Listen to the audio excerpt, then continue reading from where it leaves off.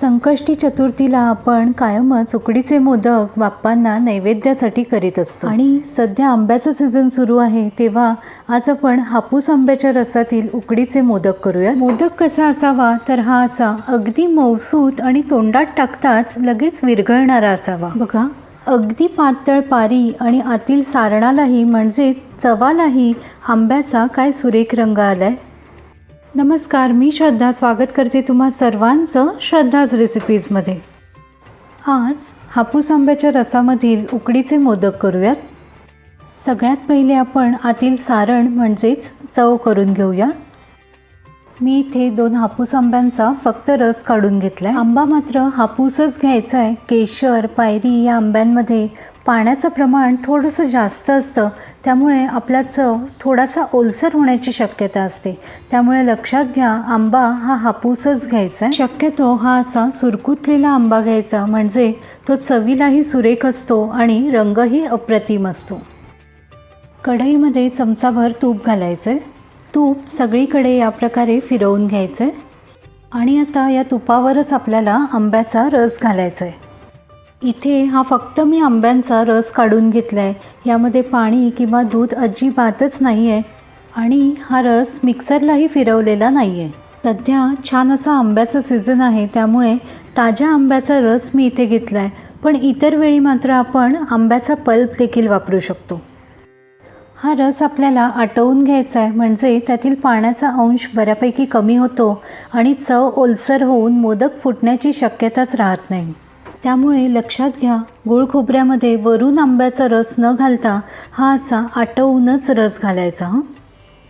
पण तुम्ही पल्प वापरणार असाल तर तो मात्र आटवलेलाच असतो, त्यामुळे हा आटवण्याचा वेळ मात्र वाचू शकतो. हे असं सतत हलवत राहणं मात्र महत्त्वाचं आहे, कारण रस जर खाली लागला तर मात्र करपट चव येऊ शकते. साधारणपणे 10 ते 12 मिनिटांनी बघा, रस बऱ्यापैकी आटलाय.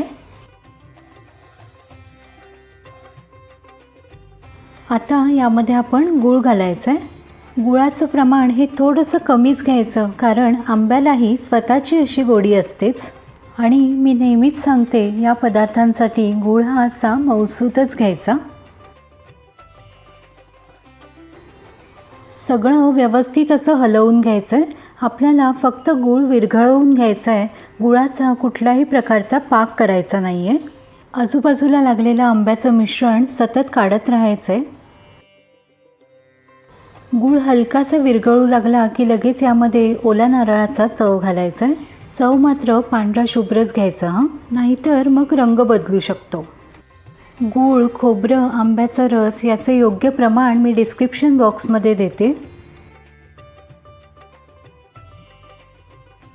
सगळं व्यवस्थित असं मिक्स करून घ्यायचं आहे. आता मात्र आपल्याला हे मिश्रण फार असं शिजवायचं नाही आहे, नाहीतर मग सारणाचा मऊसूतपणा जाऊन थोडंसं सारण चिवट होण्याची शक्यता असते. त्यामुळे सगळं मिश्रण छान असं एकजीव करून घ्यायचं आणि फक्त 2-1 मिनिटं शिजवून झालं की लगेच गॅस बंद करायचा आहे. आजूबाजूला लागलेलं आंब्याचं मिश्रण सतत काढत राहायचं आहे. आता आंब्याला स्वतःचा असा नैसर्गिक सुवास तर असतोच, पण हवी असल्यास थोडीशी जायफळ वेलदोड्याची पूड घालायची. सगळं व्यवस्थित असं मिक्स करून घ्यायचं आहे. आता बघा, सारण छान मोकळं मोकळं दिसू लागलं आहे. आता गॅस बंद करायचा आहे. चव हलकासा गार होईपर्यंत आपण मोदकांसाठी लागणारी उकड काढून घेऊया. उकड काढण्यासाठी जाडबुडाच्या पातेल्यामध्ये 2 वाट्या पाणी घेतलं आहे. वरच्या पारीलाही चव यावी यासाठी थोडंसं मीठ घालायचं आहे आणि पारीला छान मऊसूतपणा यावा यासाठी अर्धा चमचा तूप घालायचं आहे. तूप मात्र जास्त घालायचं नाही आहे, कारण जेव्हा आपण कळ्या काढतो तेव्हा मग त्या सुटून येतात. आज आपण हे आंब्याच्या रसातील उकडीचे मोदक करतोय, त्यामुळे तुम्हाला हवं असल्यास तुम्ही ह्या उकडीमध्ये आंब्याचा रस देखील घालू शकता. उकडीमध्ये आंब्याचा रस घालणार असाल तर मात्र 1 वाटी आंब्याच्या रसाला 1 वाटी पाणी असं प्रमाण घ्या. पाण्याला छान खळखळून अशी उकळी आली की यामध्ये आपण तांदूळ पिठी घालायची. आपण 2 वाट्या पाणी घेतलं आहे, त्यासाठी मी इथे 2 वाट्या सुवासिक पिठी घेतली. पाण्याचं आणि पिठीचं प्रमाण हे अगदी सारखंच घ्यायचं आहे. भराभर सगळं असं हलवून घ्यायचं आहे, नाहीतर मग पिठीच्या गुठळ्या होऊ शकतात. सगळं व्यवस्थित असं हलवून घ्यायचं आहे आणि गॅस बंद करायचा आहे.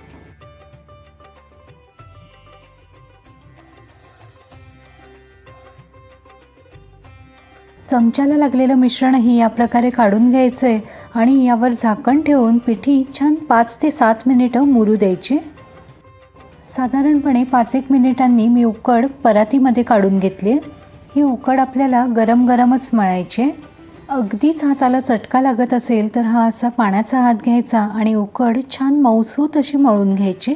लक्षात घ्या, आपण उकड कशी मळतो यावरच मोदकांचा मऊसूतपणा अवलंबून असतो. त्यामुळे उकड छान मन लावून मळून घ्यायची. बघा, इथे उकड मी छान मऊसूत अशी मळून घेतली. आता फक्त थोडासा तुपाचा हात लावायचा आणि पुन्हा एकसारखं करून घ्यायचं. ही अशी उकड मळून घेतली की मोदक अतिशय मऊसूत तयार होतात. तुम्हाला बघून देखील समजत असेल की उकड किती छान मऊसूत अशी मळली गेली. यातून मी हा छोटासा गोळा घेतला, हातावर एकसारखा करून घेतला तरी याला भेगा जात नाही आहेत, म्हणजे आपली उकड छान मऊसूत अशी मळली गेली. आता लगेच या उकडीचे हे असे एकसारखे गोळे करून घ्यायचे. हे असे एकसारखे गोळे तयार असले की मोदक भराभर असे वळले जातात आणि हे गोळे झाकून ठेवायचे, म्हणजे मग ते कोरडे होत नाहीत. इथे आंबा मोदक बनविण्यासाठी लागणारी सगळी पूर्वतयारी आपली झालेली आहे. आता मोदक वळायला घेऊया. हा असा एक गोळा घ्यायचा आहे आणि हातावर व्यवस्थित असा एकसारखा करून घ्यायचा आहे.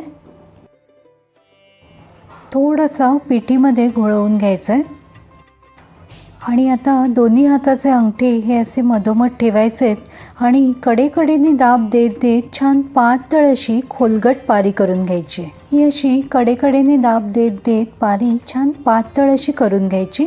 मध्यभागी हलकीशी जाडसर पारी ठेवायची. नाहीतर मग काय होतं ना, जेव्हा आपण मोदक वाफवतो तेव्हा मध्यभागी मोदक फुटण्याची शक्यता जास्त असते. त्यामुळे पारी करताना मध्यभागी हलकीशी जाडसर ठेवायची, हे मात्र लक्षात ठेवा. इथे खोलगट अशी मी पारी करून घेतली. आता आपण कळ्या करूयात. अंगठा आणि मधलं बोट या प्रकारे मागे ठेवायचे आणि दाब देऊन घ्यायचे. दाब देताना व्यवस्थित खालपर्यंत दाब द्यायचा, म्हणजे कळ्या छान उठून दिसतात. जितक्या कळ्या जास्त तितकाच मोदक दिसायला रेखीव दिसतो. त्यामुळे जमतील तितक्या जास्त आणि जवळजवळ अशा कळ्या करायच्या. पहिलाच प्रयत्न असेल तर सुरुवातीला 5 पाकळ्या कराव्यात आणि मग हळूहळू एक एक एक एक एक एक वाढवत न्यावी, म्हणजे मग छान असा सुरेख मोदक जमून येतो. आपली उकड अगदी योग्य झालेली असल्यामुळे पाकळ्या करायला अजिबातच त्रास होत नाही आहे. त्यामुळे उकड व्यवस्थित जमणं हे देखील तितकंच महत्त्वाचं आहे. बघा, इथे सगळ्या पाकळ्या मी अशा करून घेतल्या आहेत. आता यामध्ये छान चव भरूयात. चव भरताना मात्र अगदी टच्च भरायचा, म्हणजे मोदक खाताना अगदी सुरेख लागतो.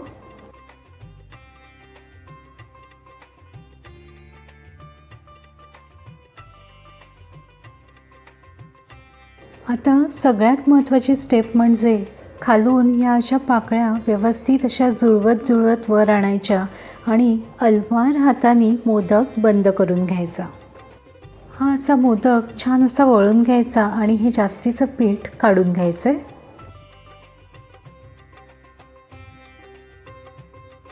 बघा, दिसायलाही काय सुरेख दिसतोय ना.